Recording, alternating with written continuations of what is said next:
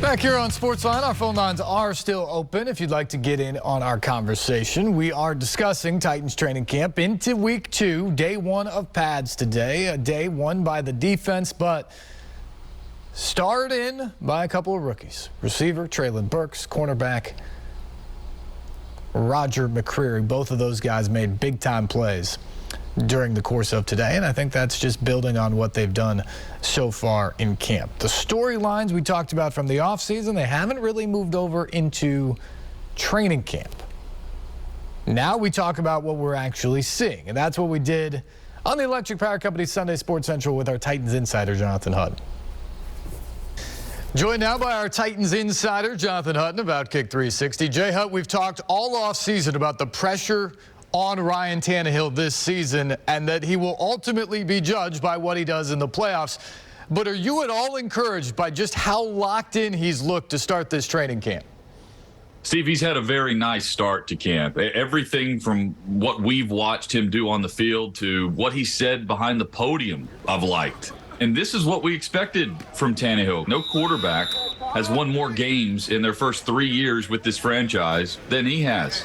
He's been very good for this team in the regular season. And now it's out to prove that last year was just an off year and a really off game against the Cincinnati Bengals. It's early, but he looks comfortable, decisive. He's allowing his wide receivers to go up and make plays on the football. Those are all great things as they begin practice, Steve. Well, the other big storyline this offseason was Treylon Burks' waistline, conditioning and his inability to stay on the field. Now 4 days into camp with Burks consistently making plays, do we need a new storyline? Is that one over? The storyline has gone from Burks being out of shape to Burks looking the part, and it happened fast. I mean, the big highlight was on day 1. He's playing X receiver. He has Christian Fulton pressed on him. He chopped the hands to then go lay out full speed and go get the football. His GPS speed in practice has to be very high. He's been doing more than just making highlight reel catches, like turning and blocking the corner whenever he has outside release and a teammate makes a grab. Those are the nuanced things that you see with Treylon Burks that makes him, that top upper tier of wide receivers that came out in this draft. And Steve, it is the start to training camp that Burks needed. And now we see if he can stack another good week on top of what was a phenomenal start to training camp. And we knew the offensive line would have 2 new starters, and as expected, it's Aaron Brewer at left guard and Dylan Radins at right tackle to start camp. From what you've seen, is that how they'll start September 11th against the Giants, or is there someone else who could grab one of those 2 spots? I think Radins is the right tackle. I don't know about Brewer at left guard just yet. It's difficult, though, to evaluate these guys until the pads come on. It's difficult for those guys to make much headway other than technique, which is certainly what they've been working on with both of these guys. And Radins just physically looks stronger, and that was a big bone of contention last year at this time. He just wasn't ready. He looks ready right now. Aaron Brewer described by Mike Vrabel as tough as a $2 steak, so we know he won't be backing away from any competition. And there were some moments today on the offensive line where they were able to get some creases, get some holes, and bust some runs, especially early on today.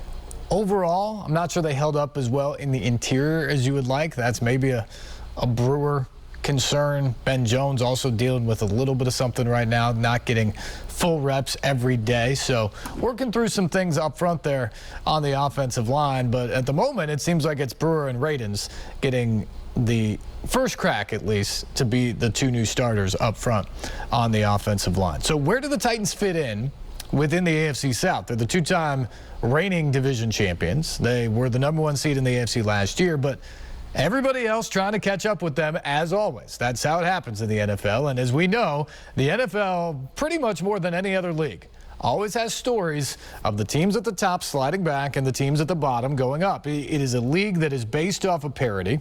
The schedules make it that way. The Titans are going to have a more difficult schedule than Houston and Jacksonville will this year. And the teams at the bottom get rewarded by the top picks in the draft.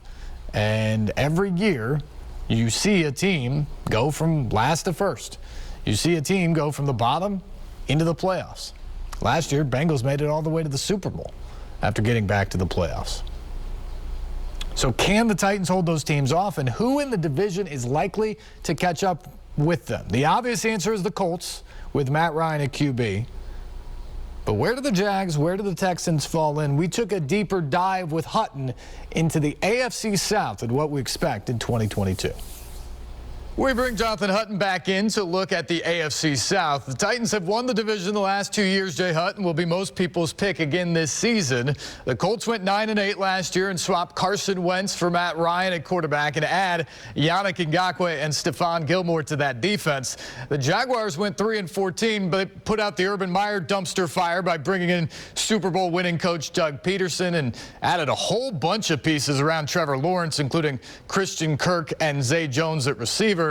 The Texans fired David Culley after a year, promote Lovie Smith, the head coach, who then brings in Pep Hamilton as OC over Tim Kelly for a totally revamped roster from that team that went 4-13. So I ask you, Hutton, who had the best offseason in the division? For me, the answer just comes down to the upgrade for the Colts by bringing in Matt Ryan, the veteran quarterback, to replace Carson Wentz. So they have upgraded quarterback significantly, and because of that, they're more likely, for lack of a better way to put this, make the layups. Matt Ryan's going to make the layups within this offense.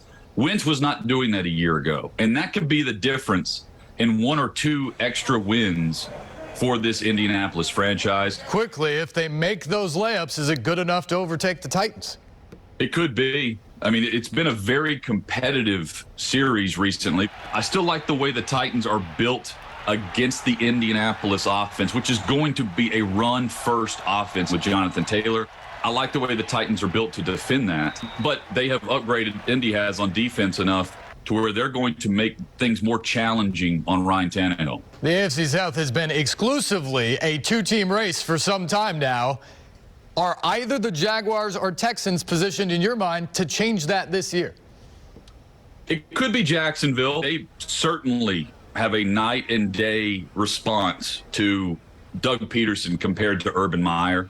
And with Trevor Lawrence going into year 2, it's time for him to take a significant step forward based on the expectations that he came into the league with. If he takes his game to that elite level, they can take a big step forward and surprise some people. Yeah, a lot of people think they could be one of the most surprising teams in the NFL this year. Jonathan Hutton, thanks for the time. We'll see you back at camp.